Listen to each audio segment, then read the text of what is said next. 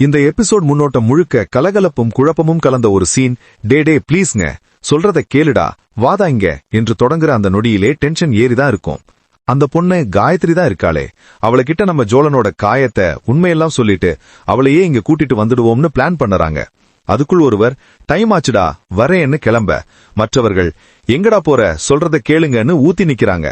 நிஜமாவே காயத்ரி தான் பார்க்க போறோம், அவ வீட்டுக்கு தான் போறோம்னு பேசுற நேரத்திலேயே நீங்க அவளை கூட்டிட்டு வரப்போறீங்களான்னு கேட்டவங்க, ஏண்டா என்ன பார்த்தா கல்யாண புரோக்கர் மாதிரி தெரியுதான்னு ஃபயராக பதிலடி கொடுக்கறாங்க.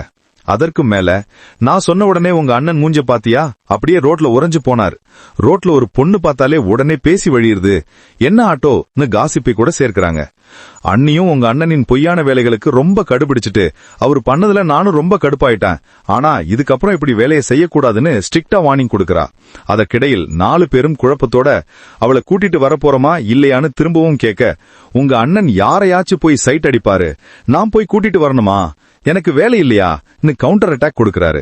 அண்ணனே கூட கரெக்ட் தான், நமக்கு தான் டிவோர்ஸ் ஆக போகுது ஒத்துக்கிற நுடையில உண்மை தெரிஞ்சது சந்தோஷமா இருக்கு, ஏன் கூட வருவியா, அவளை கூட்டிட்டு வந்து நானே கல்யாணம் பண்ணி வைக்கிறேன் போல்டான முடிவை சொல்லும் அந்த முடிவு சீனையே ஒரு அதிரடி முடுக்கத்துக்கு தள்ளுகிறது.